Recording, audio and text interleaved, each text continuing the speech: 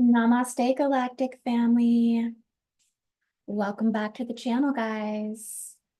Come on into this dimension and welcome. Come on into the live. Drop a hello in the chat and let me know that you are here. And come on in. Come on into this live cosmic grid update. We have so much to get into today. Oh my goodness. This is going to be quite the expansive deep dive into the lands of North Korea. I'm actually doing somewhat of a pre-scout, a pre-itinerary run with you guys, as we are going to be doing the remote gridwork session tomorrow, May 14th, 2024. So if you are interested in attending this gridwork remote session, you just want to go to IndigoAngel222.com and go under the services tab, and you can sign up and register. Just a one-time registration for this particular remote mission, where you're going to work with me and my grid worker team to basically clear, heal, restore, upgrade, activate, extract, and just, kind of be the rescue team, the cleanup crew, and just working within the guardian contract of all of this to bring more peace, bring more harmony, upgrade the consciousness of the land, and assist with the coming of the new Earth timelines. As we are, contracted to do that through our 144,000 contracts and our guardian contracts and our grid worker missions and our grid worker soul purpose, and just the rising and evolution of grid work technology overall, in general, in the higher consciousness community. As you guys know, this is expanding right now, and this is a part of the spiritual revolution that's taking place to usher in the new Earth timelines. So yeah, it's an exciting time, you guys. We are getting so much information as to which locations and where on the Earth's grid right now is imperative for us to focus, because it's holding special keys. It's holding special transformative layers that are necessary for the next step of the coming of the new Earth timelines. So yeah, guys, come on into this live. This is a live cosmic grid update where we're going to go into the lands of North Korea. I'm going to eventually pull my map up here with you guys, and we're going to scout this location a little bit and kind of go over everything that has been coming to me over the last couple of weeks. I have to say, this has been a couple of weeks of information just coming in, me getting more and more insight, more and more clarity, more and more recognition of everything that I need to share with you guys. So it's going to be pretty awesome. And I'm also going to tell you guys about the 3 days of light prophecy, as I think a lot of the new Earth building projects, prophecies essentially, and predictions are making their way up to the surface again for us to kind of reevaluate, relook at these things, see how they fit into the timeline of new Earth coming in. And 3 days of light is something that I have been talking about since about 2022. I got a huge download that there would be, a massive frequency rise and shift on the Earth that was unlike anything we've ever heard of before. We've heard of the mass solar flares and the rising of the Earth's Schumann resonance, but I really tapped into the Cygnus supernova blast in 2022, and I got this download that all of this double liquid, double diamond, Christos gamma radiation, these ultra celestial light codes had been slowly making their way back to Earth, coming to Earth through a stellar cosmic wave infusion that's just been coming into the planet. And I kind of seen the stream coming from the Cygnus system. And the more that I got into it and the more that I looked into the Cygnus location and energy and started studying the metagalactic core, I realized that we were transitioning through the Orion Cygnus arm. That's actually what the metagalactic core arm is called. It's called the Orion Cygnus arm. And so this is we're transitioning out of the Orion Overlord Invader arming systems, and we're transitioning into the Cygnus Diamond Nations and the Diamond Grid templating. And this is kind of what's forging forward on a celestial level and celestial quantum that's coming in through the Cygnus system. Yeah. And White Swan says, yes, confirmation, because it's true, you guys. The Cygnus activations are just, they really come through the even number frequency spectrums and synchronicities, the 222s, the 444s, 666, or maybe 888 even though. So, I mean, really the more I tuned into it, the more I got the downloads that there would be a potential coming of another Genesis, like a smaller version of a Genesis coming back to the planet, where it's just filled with 3 full days of light, where there's no darkness, and everything basically corrects itself during that 3 days of light. And it's supposed to be even more spectacular than a solar flash event. And it would be the spark that takes us to the golden age. It takes us into the higher harmonic universes of existence and creation that eradicates all of the darkness on the earth. But as grid workers, right, I feel like we assist the coming of these things to happen. We're even assisting the coming of the 3 days of light. We're assisting the coming of these prophecies and predictions by the work that we do here. And so when we talk about eradicating all of the darkness on the earth, we're already working within the creation consciousness to do that. And this is kind of what's brought me to the lands of North Korea, as there's so much here that has to be cleared, which we're going to get into all of it today in this update. But talking about the 3 days of light, I'm not sure if any of you have been able to go to my website or my blog articles and read the article that I wrote called "What Can You Expect from the 3 Days of Light?" But essentially, I kind of laid out a description of all of the, attributes and things that would kind of happen or occur if this 3 days of light was to essentially manifest itself.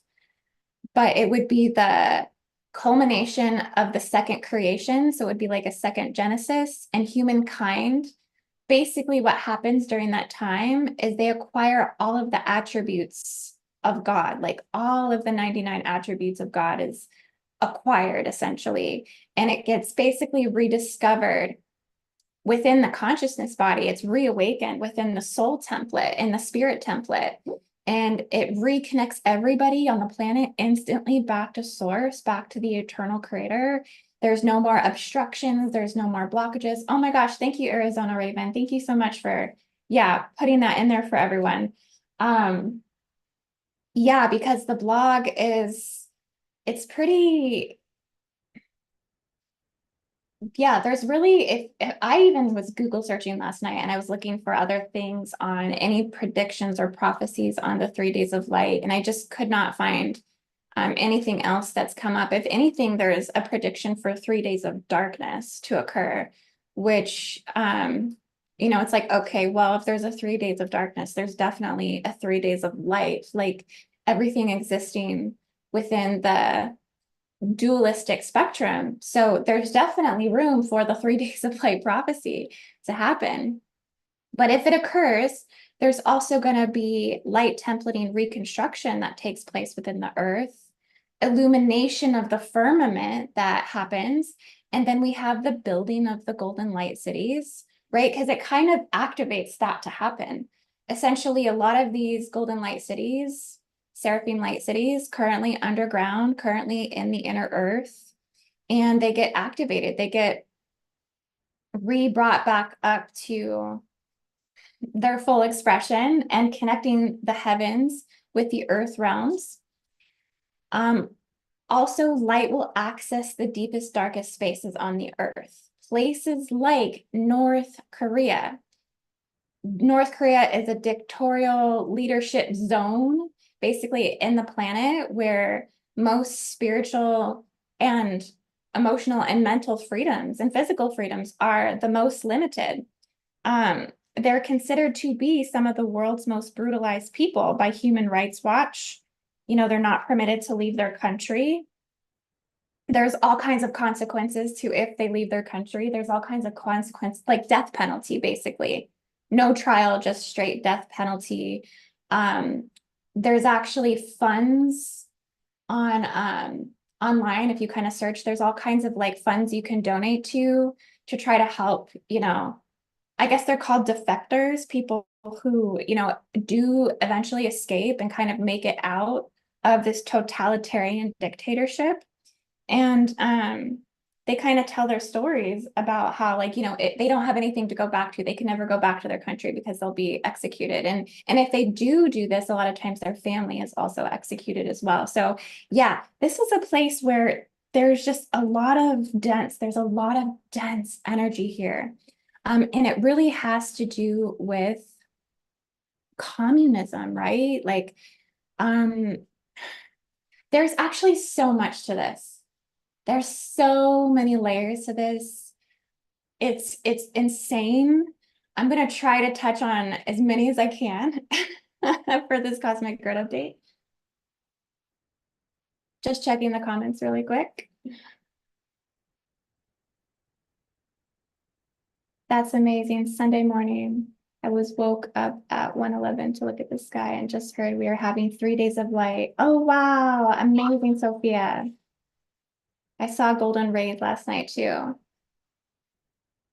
Though they have physical manifestations. Kim Jong-un, North Korea dictator, rule country, North Korea became light city. This is not making any sense. Okay, yes. All right, so you read the title. North Korea is a future golden light city. So it doesn't make a lot of sense, right? Like, what? How can North Korea be a light city? Well, light is to emerge in the deepest, darkest places. This is a part of the prophecy, right? Like the prophecy emerges from the places where the most shadow really exists, because it's the coming of light in the deepest, darkest grooves and pits and fissures and trenches and canyons, and also within the vortices and the matrices in which hold the most density. So the land of North Korea is holding some of the deepest darkness. Again, they're some of the world's most brutalized people by Human Rights Watch. They are, you know, surviving a personality cult. So the right to even believe in God, I think, is oppressed and suppressed through the communistic acts. And essentially, they are kind of forced to believe that their leader, their dictator, is their God. And there's a lot to this. Again, many layers to this. There's prophecy in which speaks to how their leader was even born. They have a very like interesting story around this to make it believable, you know, to make people believe that the dynasty, the cult of Kim, essentially is God. And that they descended from a place called Heaven Lake in North Korea, which we're going to get into all of this. I'm going to pull up my map with you guys and we're going to dive into it. But yeah, going back to the communism, it's really about, there's a lot of murder. There's a lot of mass killings. It's responsible for more deaths and violence than any other religion or political system across the board. And communist governments are estimated the amounts to excess of 94 to 100 million deaths, including, you know, executions, man-made hunger, famine, war, deportations, forced labor. They say the breakdown is 65 million in the People's Republic of China that have died, 2 million in Cambodia, 2 million in North Korea, 20 million in the Soviet Union. So it's just, it's a very difficult way to survive, you guys. There's a lot of, you know, limitations and blockages around knowledge. Knowledge is severely suppressed. I was watching a documentary on their bookstores. I mean, the people just don't have access to knowledge. I think the only type of books they put on their bookshelves are books that propagate the belief that the Kim cult is God and about his life and his family. They don't allow them to, read anything outside of North Korea. They're not allowed to have, internet access. They're not allowed to make international phone calls. They're not allowed to, so they really just, I don't know how much the people know what's outside of this. There's a very powerful frequency fence that's here. I would say probably the strongest frequency fence that we have in the world. And that's how dense the energies here. This is how constrictive and just they're really trapped in triangulation. So we're going to talk about the triangulation that's occurring here as well. But yeah, let's start by going to my map, because I think this will help us dive into this grid update even more.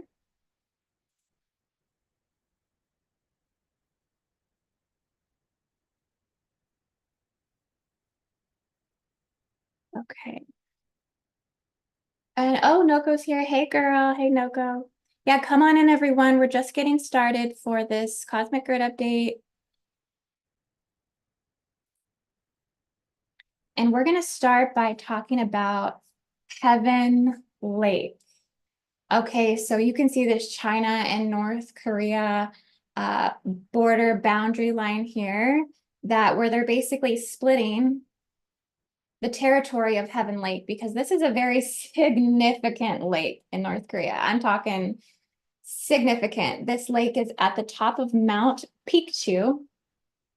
And let me just go out for a second so you can see it in its entirety where it's located, kind of just globally going all the way out. So you can see North Korea, South Korea, Japan, China. Okay, and so let's go back in now and let's talk about Heaven Lake. And honestly, when I first tuned into this, I'm very activated just by looking at this lake. Like it feels like there is a lot of purity here. It feels like this is a very high nodal peak point, that this is actually a house of the guardians, is what this really truly feels like to me as I tune into this. And so this is a significant point. This is a very, very significant point.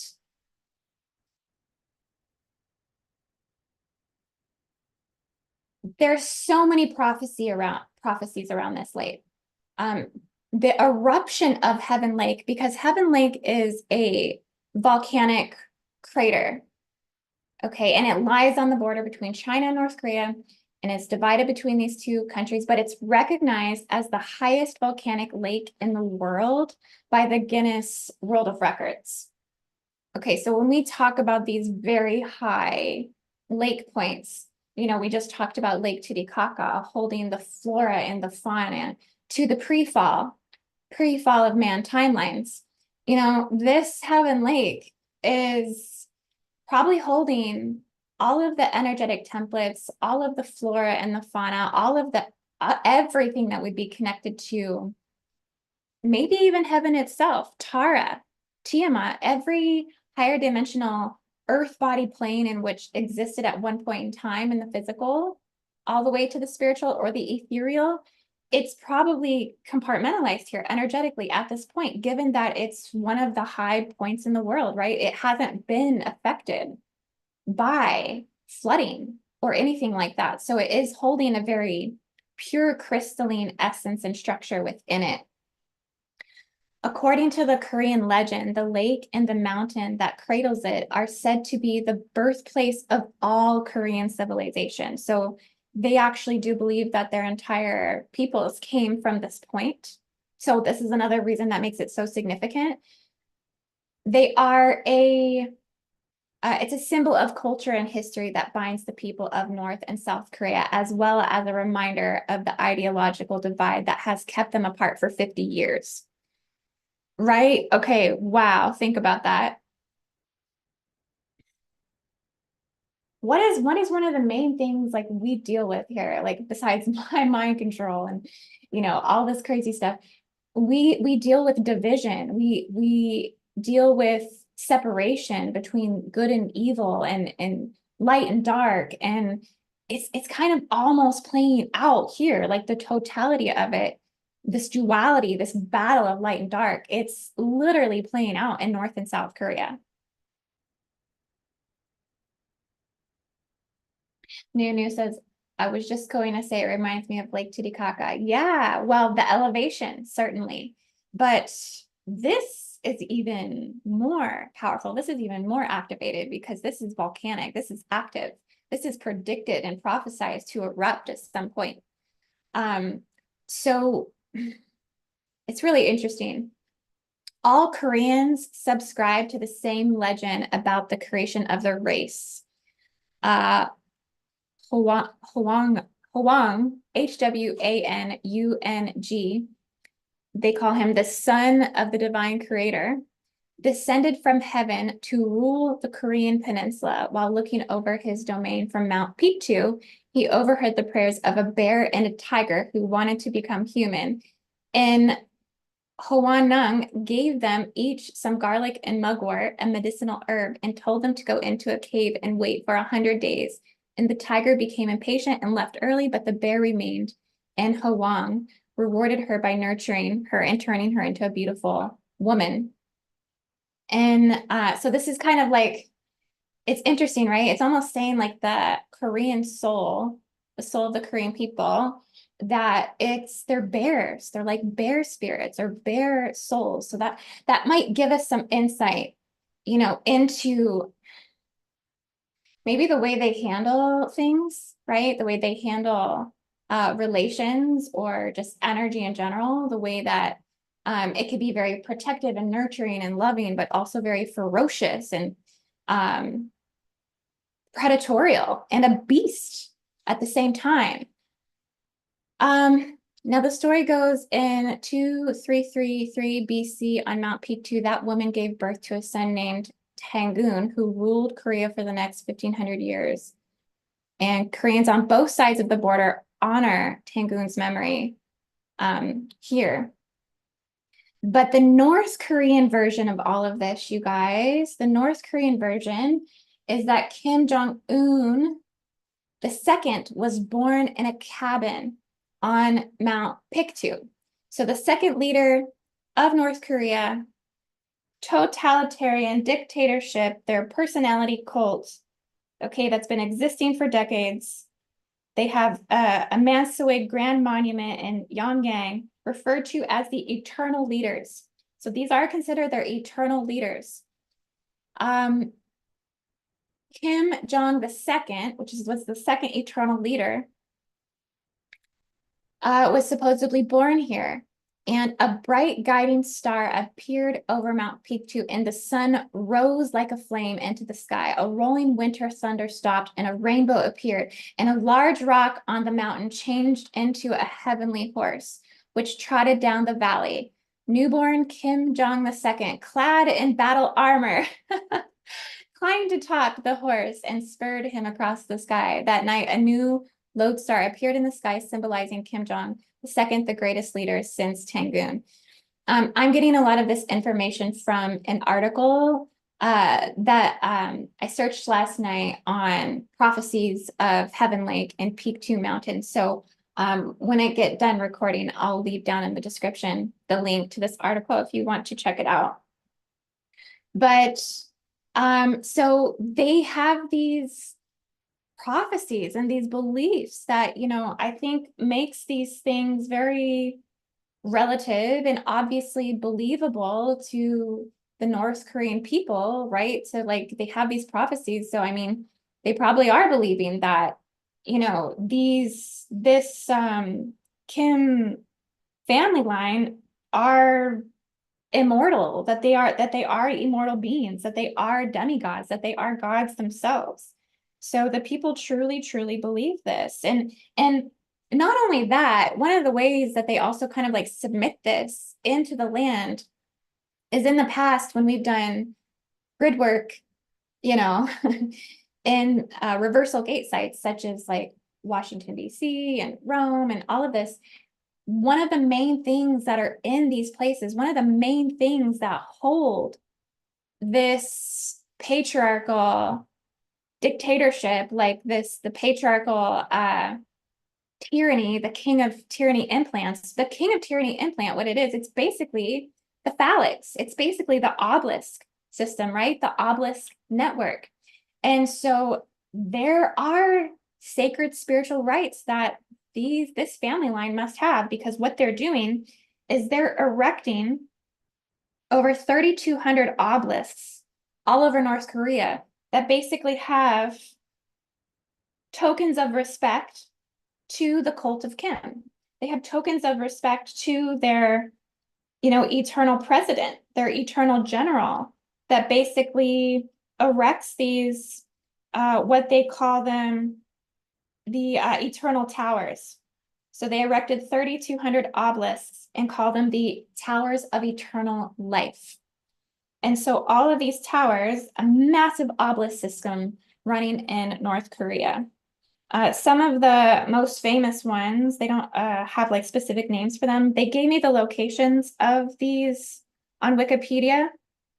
I found maybe 3 or 4 of the locations of their most famous obelisks. And they look like very nice obelisks, honestly. Like they're investing a lot in making these look like very beautiful monuments and statues. But basically they're erecting the totalitarianism. This is the king of tyranny implant that's being inserted into the feminine energy of the land, essentially dominating the consciousness field. So this lake is super important. There's even more to this.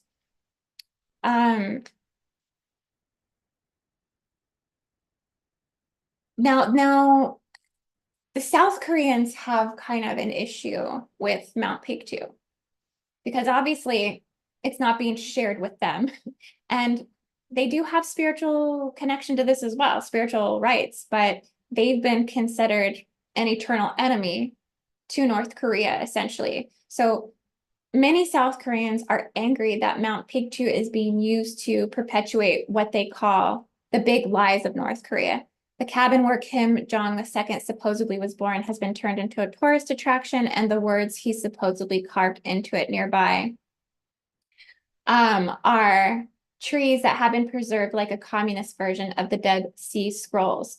It is a holy place to us. It's where our beloved great leader Kim II fought the imperialists, and where our beloved dear leader Kim Jong-il was born, said the manager of North Korean restaurant in Beijing. We know that Tangoon was born there, but in modern times, it's more important to the Korean people that our beloved dear leader was born there. Okay, so yeah, it's causing division because the South Koreans really can't, access this.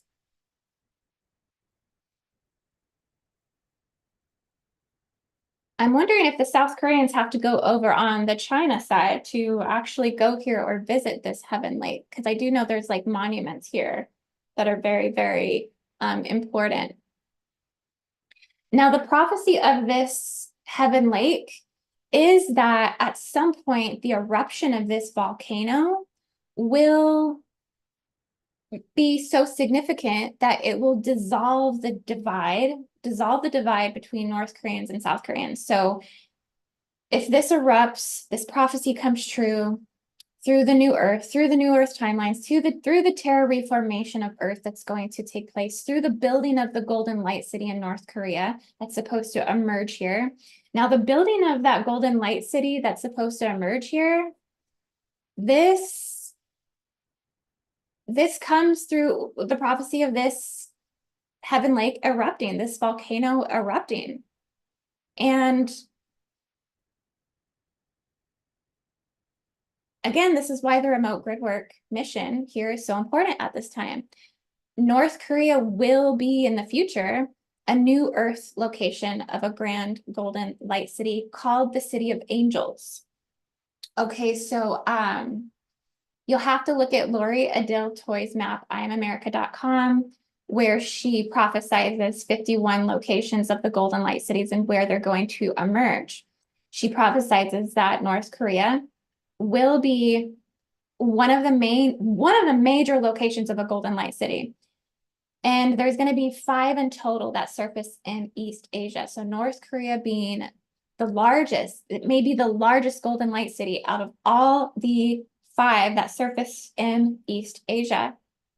North Korea, the land itself, the vortices itself. So don't think about the dictatorship that's there, the consciousness that's there, the limitations that are there, the brutalitarianism that's there, the communism that's there. You have to look through all of that, okay, and just connect in with the land, the ley lines, the organic resources, the crystal energy, the vortices, the stargates. It's not, it's underneath all of that. The land is pure, and the land of North Korea is holding promises of a birthing of the golden age. And so the light emerges where it's needed the most, in the deepest depths, despair and darkness. And this is going to give way for the light to manifest. The total transformation of the planetary ascension will activate a rebirth of heaven on earth, coming of the golden angels to walk the earth. Now, when I was tuning into this heaven lake last night, I seen the yellow ray. So this is, the yellow ray is coming through here. There's a lot of opalescent, there's a lot of diamond energy, a lot of white light. The purity of the white flame is here. And I seen enduring love and ordered service. And within the ordered service, there is angelic services to humanity. This is what's kind of coming through and will be restored here. Restoring hope, restoring faith, restoring connection with the divine, bridging inevitable change and angelic qualities.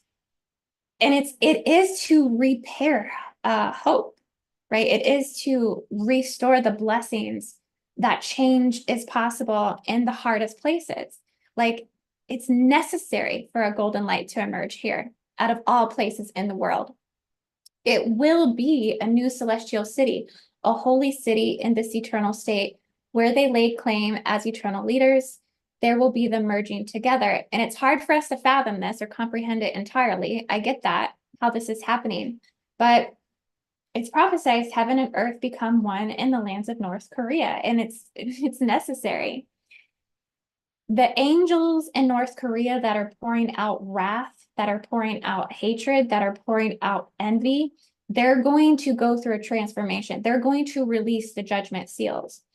And the North Korean Golden Light City, the City of Angels, will have 12 angelic pillars, 12 gates, and 12 angels that come forth and actually stand here on this land.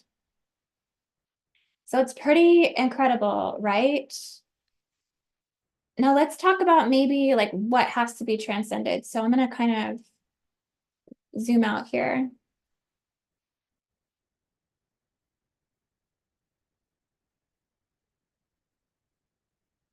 Now these locations, now it was interesting when I was tuning in here, I came across, I guess, a very sacred ancient burial site. I didn't do much energetic reading on this location, but it looks like a burial ground, like a sacred burial, a sacred cemetery. And I think this holds a lot of significance as well to like the Kim family. Like, this is like a sacred, these are almost like little like special tombs that were made for people that had a lot of significance within the culture and with the political party and their cult regime, totalitarianism, dictatorship. Okay, so I came down here into Pyongyang. So Pyongyang is really where everything is going down in North Korea. This is like the capital of North Korea. This is where Kim Jong-un resides. This is where, you know, all the big stuff is going on. I picked up on a lot of trifurcation energy here. So there's reasons why there's stuck energy. There's reasons why things are the way they are. So I picked up on the geometry here that's running. A lot of times when I do grid scouts or grid reads, I look for what are like the geometric codes are running out of location, because this will significantly tell you the spiritual consciousness that the people, the land, you know, everything and kind of what, because the triangulation is coded into the land, spans, it contracts, but sometimes it's rigid and it gets stuck in these particular geometric forms. So I've seen a lot of distortion around triangulation in multiple levels of relationships, whether it's amongst like the family dynamics, all the way to the social dynamics, all the way to the political dynamics, all the way to the international and global dynamics and relationships. So severe forms of distorted triangulation running all the way through each one of those layers here in North Korea. Triangulation is evocative with painful emotions. Okay, so now when I tune into just like the energy center of North Korea, right? Like what is vibrating here emotionally, spiritually? There's a lot of painful emotions. Regardless of whatever point of the triangulation in which you are located or the lens that you're looking in, I immediately tune into it. I tune into a feeling of jealousy. I tune into the feelings of humiliation. I tune into the feelings of betrayal, dishonest behaviors, lots of injury, lots of death, lots of conviction of being a failure. Okay, and I felt that so deeply when I started to tune into Kim Jong-un's frequency and field. So I kind of did that just by like kind of tuning in. Like, I believe it is the Ryeongsang residence. So someone pointed out to me on a live the other day that Kim Jong-un had a dungeon. So I was kind of convinced, maybe I need to go looking for Kim Jong-un's dungeon. So this Ryeongsang residence, this is actually where Kim Jong-un is said to reside. So yeah, I think most of like political happenings and foreign affairs are taking down here in the main part of the city. And then Kim Jong-un's residence is outside of the city. White Sun says, dang, literal black swan energies I've been describing too. Yeah, it's well, we're clearing, you know, the flip side of the coin. And I think as Cygnus light comes in, again, it's going to the deepest depths and the most ancient records of darkness as well, that comes up to be transformed and transmuted. But with Kim Jong-un here, so I tuned into, you know, where he is. There's something deeply present when I look into this soul lineage of Kim, that there is some sort of conviction on the family line that is lodged. Like they hold like, I can't even explain it. It's like such like a deep and blocked need to prove that they are great, that they are not that they're not failures. Like, I don't know where this came in, but somewhere in the bloodline, somebody had failed something so big. I don't think it was with their first one, but maybe this goes back to their creation story. This guy who ran Korea for 1,500 years. Maybe this power failure energy comes back from this, but there's something deep within the family line where they have this conviction, where they have to prove that they're not a failure. So it's lodged and they're unable to release this. So the frequencies that I get within his family line is a lot of agony. A lot of it is cutting away at his self-esteem. He's consistently confronted with difficult emotions, and which has hardened his heart. And so honestly, Kim Jong-un's heart has to heal. So he's like He's has the inability to see, and there's a lot of denial that, what his actions or his energy or his family legacy, what it's manifested amongst his people, his kingdom, his rulership. And so there's a lot of blame. There's a lot of blame. There's a lot of putting blame on others. There's a lot of swift acts that don't come from, deeper wisdoms.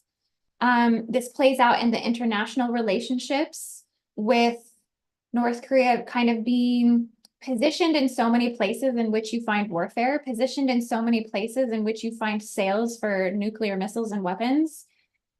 It's pushing his energy to deal more with others that are also in alignment with the same internal anguish. So, becoming in alignment with Iran and China and the Soviet Union, Russia, right? Like more cultures that also have more of this like denser, harder energy to their rulership and that are more cold and cutthroat, basically, or how that's perceived over here in the Western world, essentially, anyways. But he's aligning more to people of those type of ruling bloodlines. So what we see is a society, a national, a culture, and a government acting from defense systems of infancy. So Kim Jong-un, I can sense just tuning into his energy. It's almost like he acts from defense systems that are not developed, right? It's like a toddler almost that gets angry, right? And he's also very young in terms of how long he's been in power as well. And this position was also given to him very young. So there's also not a lot of time to develop. So it's almost like the energy is in a state of infancy. And it's very hard for them to move beyond such primal responses to a more detached perspective. And so the patterning in which I see here in the land and the consciousness field looks holographically conductive to the rigid negative triangulative energy that's running here. I'm also getting that there is extremely blocked sexual energies in North Korea. Probably some of the most severe sexual blockages that you could really, come to understand. Severe root chakra blockages, blocked Kundalini energy. I sense a very dull ache of just like the death of passion, like not being able to express, not being able to act upon true intent of the heart, desire, like the heart, very, very blocked. Also the suppression and the impression of the feminine, like this is a very brutal force here. And just the overall internal expression of fire is constantly kind of put out. So people just have to kind of keep swallowing the oppression of that energy internally, swallowing it, and this gets lodged into their incarnation manifestation fields. This gets lodged intergenerationally into the pre-matter energies of new souls that are even coming to incarnate. So they're already damaged upon coming through this Stargate and being born into this land. It's suppressing so much growth, so much ability to flower. And basically that's what it is. It's blocking up the flower of life geometries. They're not running here. Okay, basically you're getting a reversal flower of life that is essentially running here.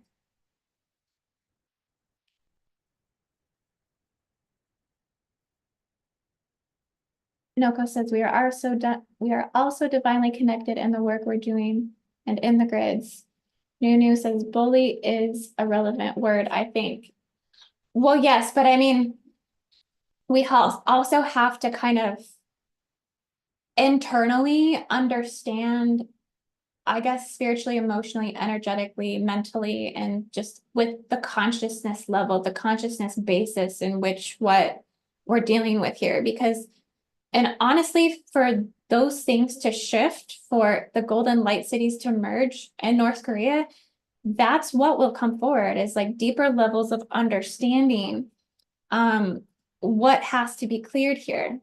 It's kind of like North Korea. It's kind of like you're like a doctor and North Korea comes in as like your patient that's dealing with all kinds of like depression and anxiety and pain and suffering. And so you're looking at it like, how can we heal this? How can we make this better?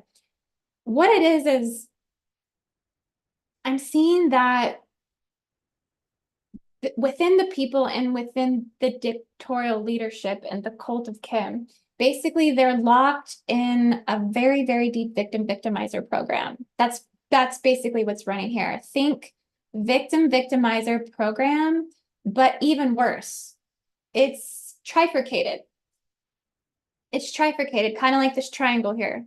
And this is why I pointed out these locations, because these are significant to the triangulation and trifurcation that is occurring.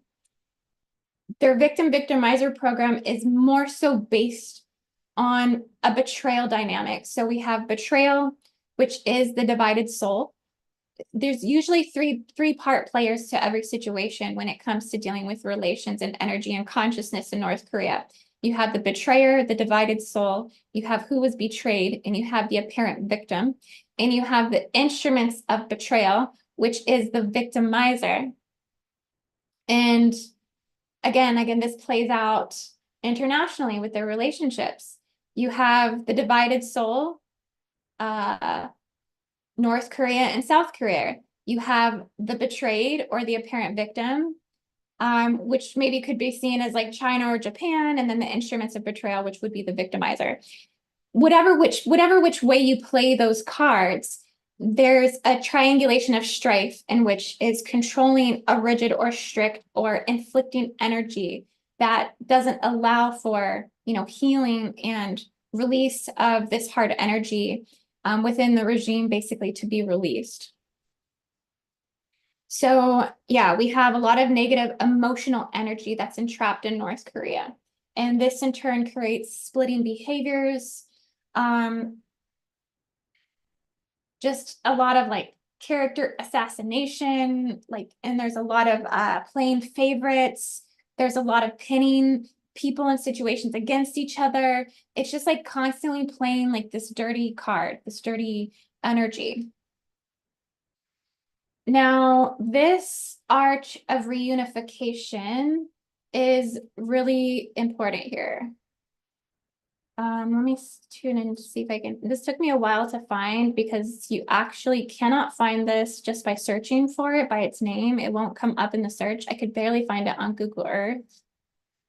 But this is a very significant place of healing. I don't know if you can see it, but it's like a cement platform here. And then this is an arch that is very significant. Let me see if I can find a better picture of that really quickly, because I want you guys to see what this looks like, because I feel like this will be one of the main locations in which we have to essentially work on.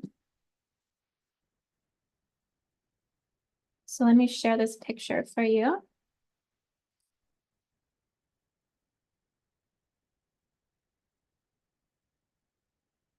So this is the Arch of Reunification. This is very important location. This is very significant to North Koreans and South Koreans. And it's supposed to signify another prophecy, right? Mount Peak 2 and Heaven Lake basically erupts. And so peace can come again between North Koreans and South Koreans, because this is one of the major aspects of duality and what's bringing such difficult energies here. And essentially, so this is supposed to be a location that I think they've had ceremonies where they actually have allowed reunification to happen. Families that have basically escaped and have become defectors from North Korea, where they can come back and see their families. Like there was supposed to be things in place here for those things to happen. It's supposed to signify the coming of peace again between North and South Koreans. But essentially, what has happened is, again, because of this infant energy that runs in North Korea and all this blocked emotional dark energy, North Korea, as of January 23rd, has demolished this major monument in the capital. So supposedly it's still not standing here.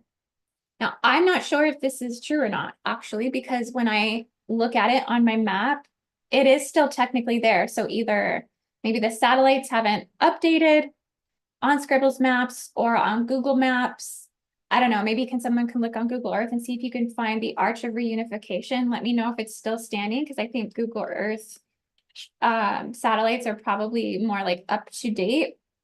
But supposedly North Korea has demolished this major monument in its capital that has symbolized the goal of reconciliation with South Korea on the orders of leader Kim Jong-un, who last week called South Korea a primary foe and said unification was no longer possible. This monument and arch symbolizes hope for Korean unification, which has completed after the summit in year 2000, but apparently it's no longer there. Now, initially when I was looking for this, I was trying to find I found the Arch of Triumph. I initially came to that. I'll show you the Arch of Triumph in just a moment. So I thought, well, maybe they tore down the Arch of Reunification and then rebuilt an Arch of Triumph, which would have been, you know, but I don't think they did that. These are definitely two different locations. But basically, there needs to be a huge clearing of conquer and divide, separate and destroy type energies here. It really needs to be, extracted and healed, restored, upgraded. The reason why it's North Korea has it in their ability to unify. They do actually know what it takes to harmonize. This Arch of Reunification, it's like, I guess within its, like on the side of this monument, there's actually like things that are plated that are principles for national reunification. So they actually have principles, 3 different national principles, and then 10 other types of principles in which list how to reunify the lands. So that's how significant, how important this monument actually is, how important this location actually is. It gives the in scripture for how to reunify independently and unitedly and peacefully.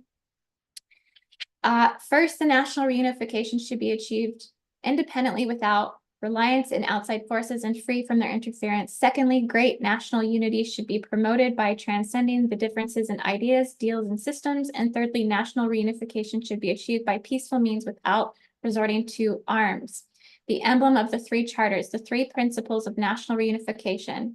It's located on the arch. So I don't know, maybe Kim Jong-un is just not visiting the arch enough and like reading what the forefathers have brought forward for him. Like he's not paying attention. So he's throwing an infant fit and he basically tears down the Arch of Reunification to kill the hope of families being reunited with their loved ones, because basically that division of North and South Korea they're all Koreans at the end of the day, right? So families are being separated and torn apart. And so it's at the heart of the nuclear warfare of the country, of the land. And this is kind of a lot of the deep sadness and weakening of the heart field, in which allows dictatorship to exist in the first place, because the heart is so saddened by loss and grief. And this is kind of one of the things that, runs there. That's a part of how this all plays out. Now, let me go back to my map.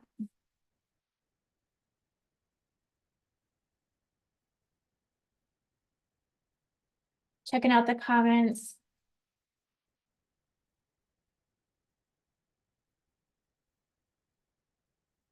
Nunu says that would be sad if they tore this down. It would be. That's what I'm saying. Can someone verify on Google Earth? See if you can see this, because according to articles online, it has been torn down.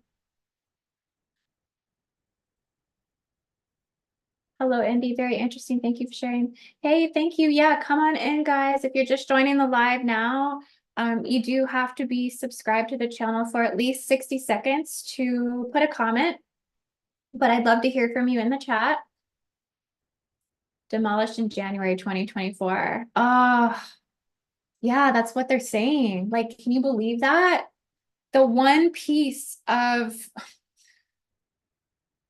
symbolism, the one monument that upheld anything that could probably, you know, bridge the separation in that country has been torn down. I mean, it's just, you can see why now we need to do the remote mission here, right? Like we need to cleanse and clear this site. This is pretty significant. So let's go back to the map.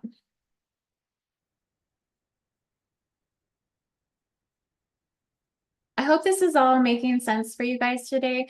I don't normally do my cosmic grid updates live, just because there is so much detail that goes into them. But I wanted to give it a try and see how it goes and if everyone can follow everything okay. Now, this was the Arch of Triumph. Now, initially, when I started looking for the Arch of Reunification, I came to the Arch of Triumph. And this one is very significant as well, I do believe. This is another major monument. You can kind of see this one looks like a gate. This one, it was built to commemorate the Korean resistance to Japan. It's the second tallest memorial arch in the world. And it was built to honor Kim II-sung's role in the military resistance. So yeah, this one, I think it has to do with national liberation from the country of Japan from World War II. So I kind of connected their energies together from the Arch of Reunification to the Arch of Triumph. And then I kind of noticed that it triangulated over here to this. And I even put down in my note, what is that? Because when I tuned into this building, I immediately went into an Orion Stargate.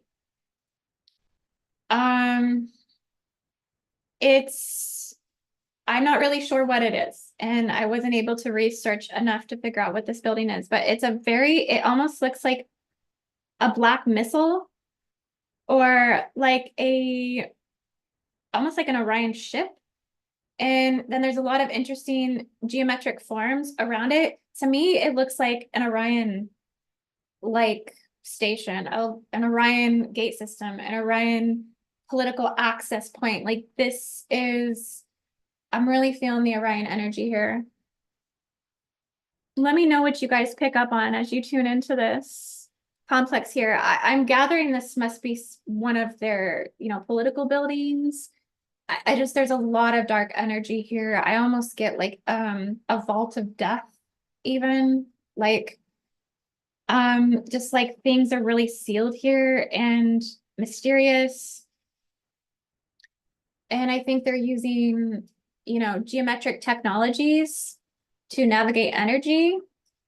And I wouldn't be surprised if there's like underground portals and underground tunnels that go from this place here. I'm not really sure what this place is, but I'm really picking up on like negative Orion energy here.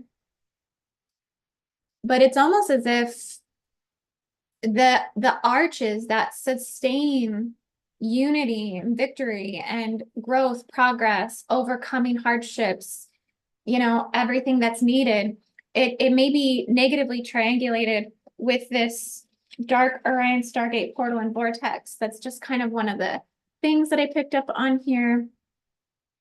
This seemed to be something of significance as well. It's a stadium, but it has 16 arches that resemble a lotus flower floating on the river.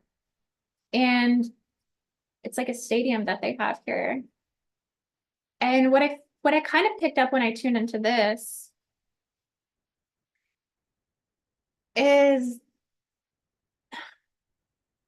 I get rejection again. I get rejection. I kind of researched this a little bit.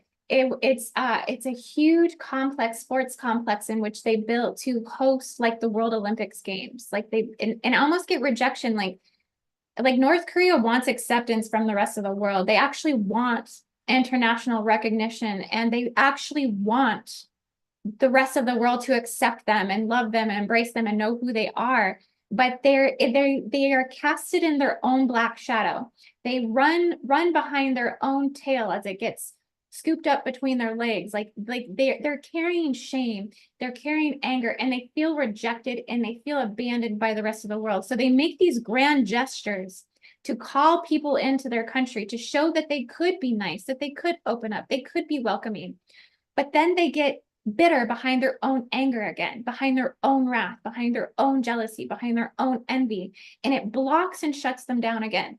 And this is kind of what I'm getting every time, like I'm tuning into this, like arch here of the lotus flower. So it's almost like a crown chakra. Yeah, a crown chakra blockage that they have here when it comes to allowance within gnosis, allowance, and also patience. Patience doesn't seem to be a quality of this land. Like it's lacking reverence, patience, wisdom, fortitude, gnosis, all major crown chakra blockages. Oop, we did a big zoom in there. I have a pretty sensitive mouse. But let me see here. It's also running on the 38th parallel. Let me zoom all the way out. Oh, that's not the 38th parallel. This line here would be the 33rd parallel. Go all the way out. Okay, yeah. So this is the 33rd. So everything that's running here is running on the 38th parallel, essentially. So it's kind of right above the hypercontention zone. But what is interesting about this here is I kind of draw a line to China and also to Japan. This is really, when you look at the Earth, grid structures, grid networks, and defender grid systems that are running, this is a part of the dragon grid. And I think I might have shown you guys that before. Let me stop the screen share and find my dragon grid. Hang on just a second. I might need to pull it up really quick.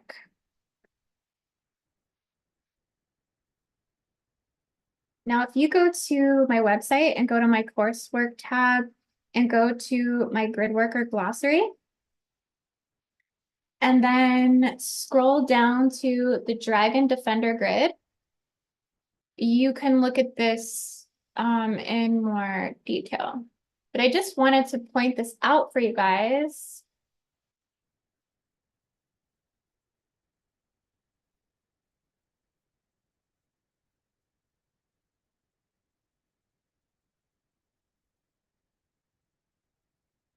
So really, and another reason why I think this triangulated, like negative triangulated dense energy, heavy emotional energy in North Korea is like so sharp. It's so it's like sharp, and it's it can be dreadful, right? It's almost dreadful because it's in the jaws of the dragon's mouth. Where North Korea and South Korea are located, they're basically the snout of the dragon, where the fire is breathed and the teeth come together and gnarl and chew, and it's really at the head of the beast. And so from Japan to North Korea to South Korea, they're in the mouth of the dragon. China and surrounding areas is in the head of the dragon. So this is one of the reasons why China is so advanced. China is basically at the forefront of the world in terms of taking over everything, is because they're at the head of the dragon.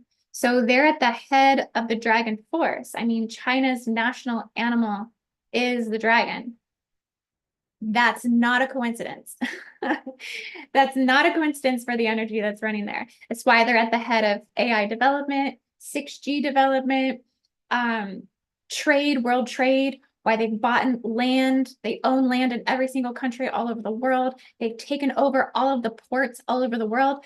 They've taken all over, Australia. They bought so much up from Australia. It's insane.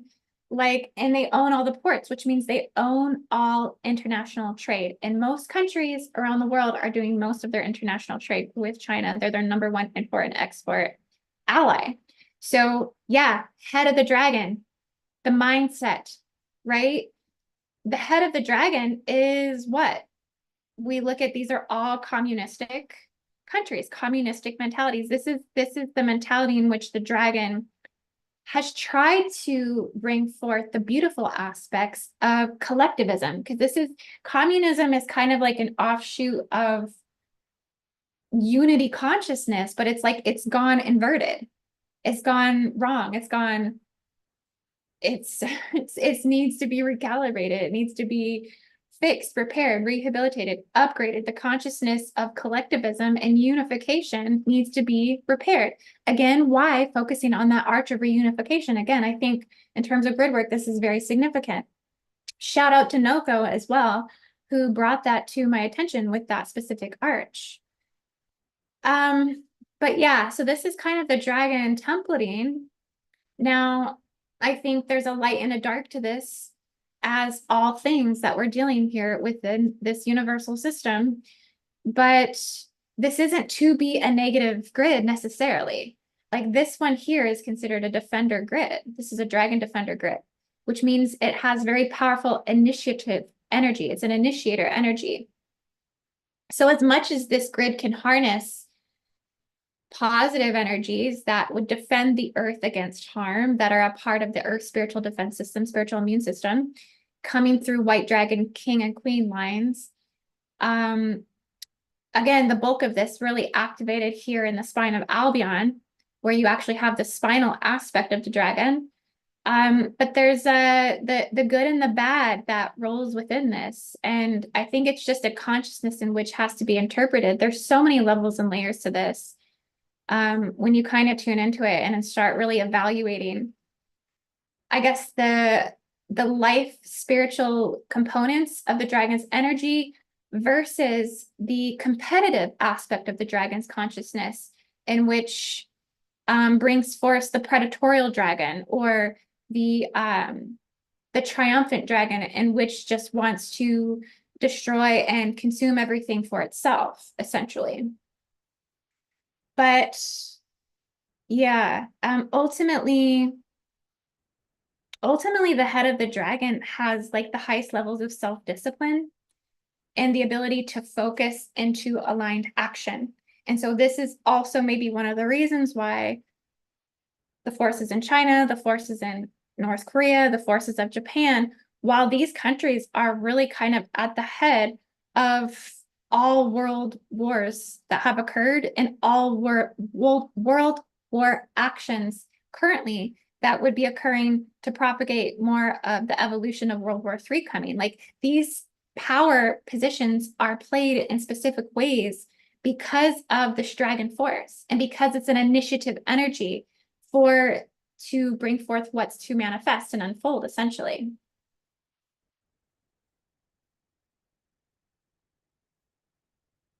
So yeah, it's really clear that, at least just looking at the map, that we kind of know where we need to go to do some grid work here.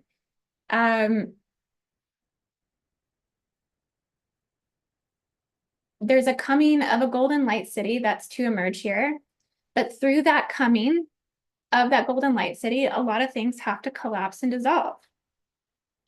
The King of Tyranny implants, okay, the major Obelisk network here that's propagating this mind control, this personality cult, and this limiting, belief that these people can really have any beliefs outside of Kim Jong-un being their god.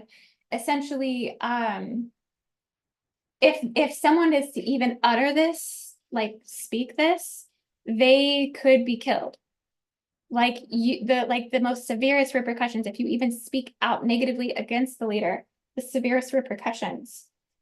So they're controlled by life and death when it comes to spiritual beliefs. So if you're going to get your head chopped off, if you even attempt to believe something other than my president is my God, Would you want to do it? No, you'd be scared. You would be completely scared. So there's a lot of fear control, a lot of fear frequency fences here. And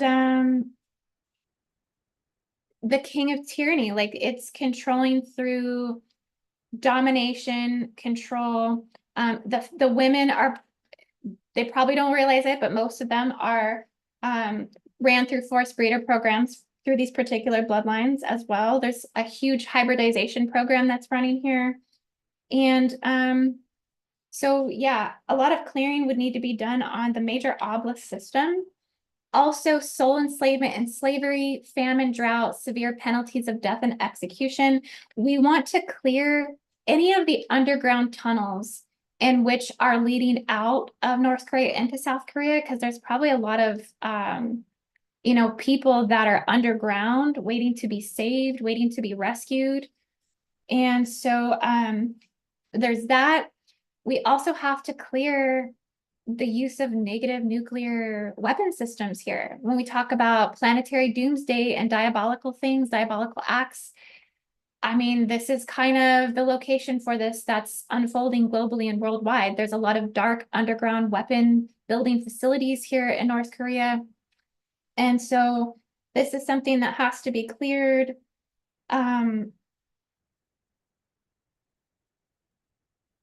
And how that has to be done, I mean, I think that the consciousness it has to rise.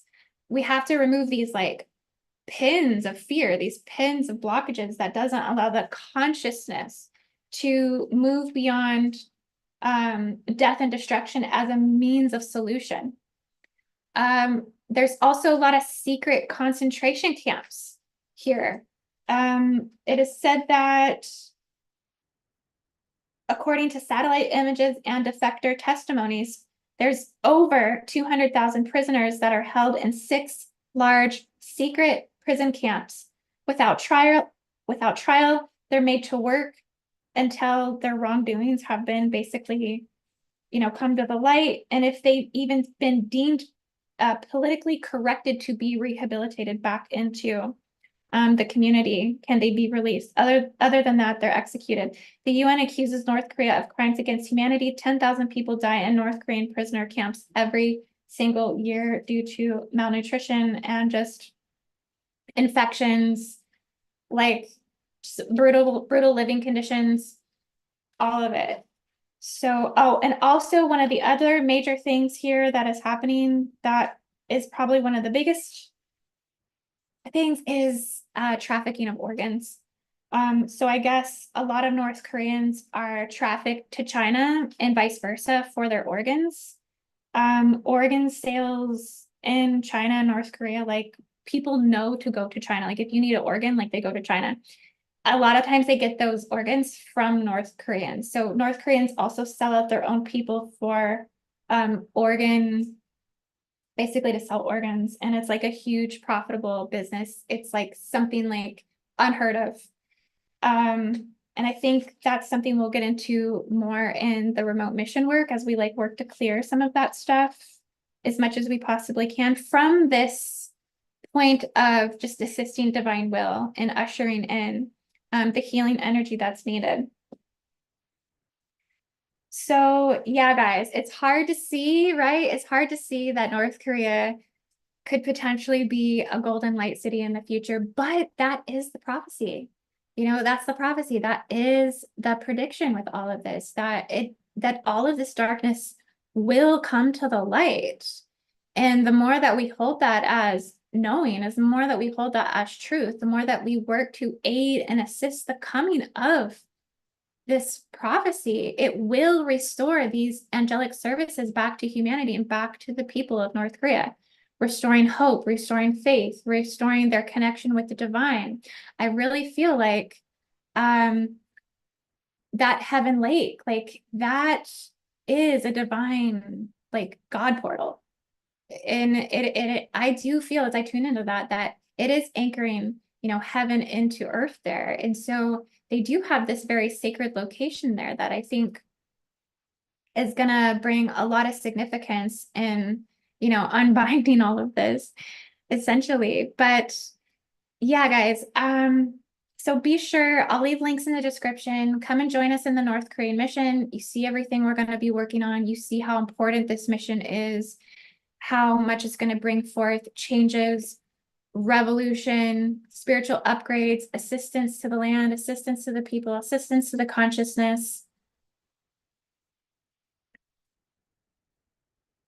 Noko says, wow, I'm looking at this land on Google Earth for the first time, and they're most definitely utilizing high levels of grid technology. Oh, most definitely. Yeah, I tuned into the frequency fences there. I seen the red light spectrum, the red light AI artificial wave, the AI black wave. I seen coiled like static electricity and like frigid, like they're using it's like a negative, they're using light as a weapon. Yeah. Um, like speaking with a knife to the throat. Way more than I'm used to seeing in my grid work experience. This is definitely going to be an advanced mission. And one that I feel like we have to approach with a lot of consideration, reserve, and care, because for one, you know, we're looking in through the lens of not ever having stepped foot in North Korea, right? So we have like an outer ability to remote into some things, but we don't entirely are living in and through it to fully have full gnosis and understanding. So we definitely have to utilize our resources that we have, our anchors that we have. We have a couple anchors currently, and we have a couple I guess soul sisters that have come forward with a lot of information that have been very helpful for getting insight into what needs to be done here. So thank you so much for everyone who's contributed, you know, important information about all of this. And I'm also offering a new session as well. I'm calling it a coordinate personal planetary grid reading. I just put this up on my services. I'm really excited to do this session, and it's where we do like a personal life grid coordinate reading. So, you know, where were you born? Where are all of your significant relocations in your life? Where were your parents born, your grandparents? Like, we basically map out, you know, your life path, your life blueprint, and predictions of your life path according to those locations, and kind of do like a personal grid coordinate reading, get insight into your ancestral inheritance according to the land, according to past lives, past timelines. All of it, so much comes forward when we get to kind of dive in the grid and channel messages and everything. So yeah, I'm really excited to do that session. It's going to be also in the description as well today. So I'd love to work with you. You can come work with me. White Swan says, for sure, it's intense. Noko's tribe. I felt it too when I looked at the map a couple weeks ago. Yeah, it's going to be an intense mission for sure. I will put up maybe 15, 20 minutes of the remote session from tomorrow when we do it tomorrow, but on YouTube. But the full video will play on my Patreon, patreon.com/IndigoAngel. If you want to watch the whole mission, the video will be posted there. And also, if you want to get in on this grid worker mission, you go to patreon.com/IndigoAngel. You can join there as well. So yeah, guys, does anyone have any other questions? This concludes my cosmic grid update on North Korea for today. I just feel very called. This came into my field maybe like a month ago. It was suggested to me by a divine, beautiful sister to work on North Korea, and it just hit so hard. And now that we've kind of peeked in and looked at everything, I'm like, wow, there's so many locations. That Heaven Lake really calls to me so much.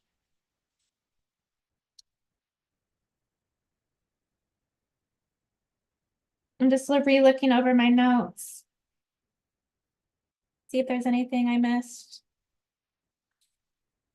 Yeah, with the Golden Light City, the city of angels, I see like a rebirthing of the angelic presence on Earth in North Korea, because it's almost like this is where in the world the angels are needed the most in terms of suffering. And so I think that's one of the reasons why the rebirth of this angelic city will come about in North Korea.